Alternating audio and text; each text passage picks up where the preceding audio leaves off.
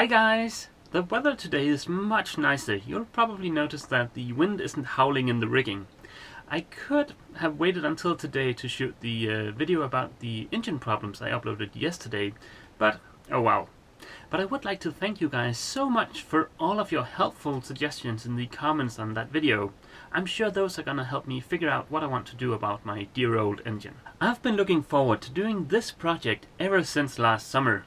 The Ballad doesn't come with a chain locker, and that's both odd and very inconvenient. Odd because there's plenty of room for one, and inconvenient because dragging chain across the deck every time you want to put down the anchor is a huge hassle, to be honest. So I have figured out what I want to do about most of this project, but there are still a few things where I'd like to get some suggestions from you guys. To be fair, I should probably mention that one of my fellow Ballad sailors have already done pretty much exactly what I want to do here, and to some extent I'm gonna be copying what he did. Nico has a site called Tamtam Sailing, and if you speak or read German, I strongly suggest you head over and check it out. There's a lot of useful information there. There's a link down in the description. Let's go over what I've figured out already.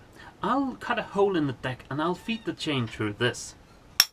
I'll store the chain up here in the forepeak. Now this isn't a watertight compartment right now, but let me remove this bulkhead and I'll show you what's going on in there. Up here is where I'll cut the hole so that the chain can enter the chain locker. I don't know how much of this the camera will be able to pick up. It is pretty dark here. But perhaps you'll be able to see the two hoses located here behind me. The larger one of those is used to fill up the water tank, and the small diameter one is the ventilation for the water tank. And therein sort of lies my problem.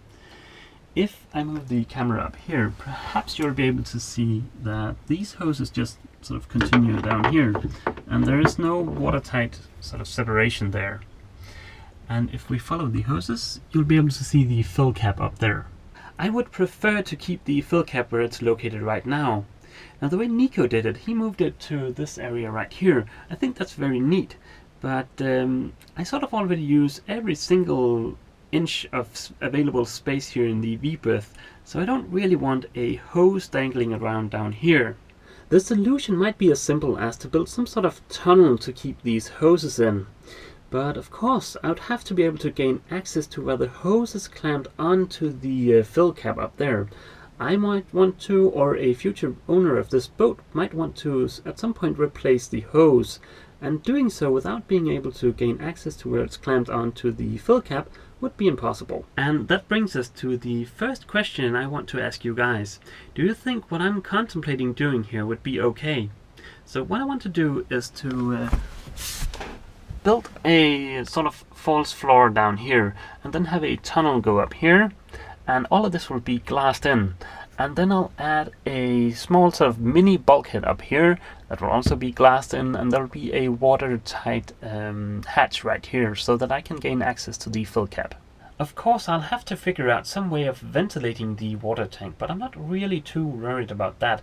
My main concern is that I'll have a watertight bulkhead right here, and then I'll have another watertight bulkhead up just before the fill cap.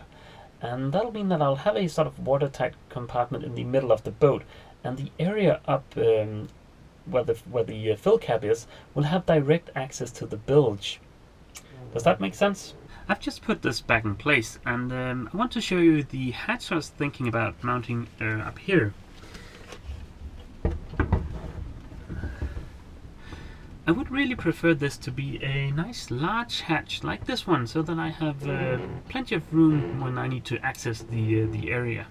Okay, so I don't know how much my ramblings up there in the V-berth made sense, so I think I'll just do a quick drawing for you. And I do apologize in advance, my drawing skills are really appalling, so please bear with me here. So we go, here we have the boat. Oops, sorry about that. And of course this is the very stern of the boat, and sort of here I guess we have the bunk, and of course the boat is, well, longer than this, but yeah, well, my drawing skills, like I mentioned, right? So there's the cushion, the mattress on top of the V-berth, and down here we have the water tank, and then there's the hose that I pointed out to you guys. It goes up to the fill cap, and there's also the ventilation right here.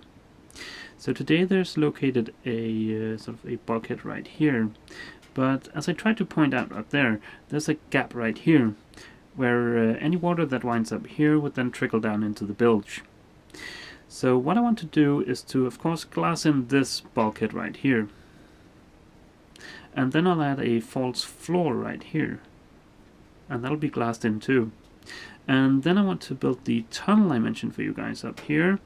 And then put in some sort of watertight mini bulkhead up here that I mentioned. And of course there'll be the hatch that I showed you guys right here. And up here I'm thinking about using one of those sort of screw-on hatches. I'll get a picture into the to the video. So the question remains the same. Is it okay for me to build this? You know, any water that winds up here will then still trickle down into the bilge, and any damage caused to this area would be sort of hard to reach. So what do you guys think? Like I mentioned, I am really looking forward to getting started on this project. I think it's going to be a huge improvement, and I do like to spend a lot of time anchoring, so yeah. Within a few weeks or so, I guess the temperature will allow me to start epoxying things, and it shouldn't take more than a couple of weekends to finish the chain locker. Okay guys, oh, the other question I had for you guys, well, it has sort of more to do with how to secure my 15 kilo Rogner anchor to the deck, but we'll get to that in the next video. Okay guys, that's it for this video. See you! Jökull and I hope you've enjoyed this video. To be notified about new content, please click subscribe. If you're new to the channel, I suggest you check out the introduction playlist. If you've enjoyed this video, please consider giving it a thumbs up and feel free to leave a comment.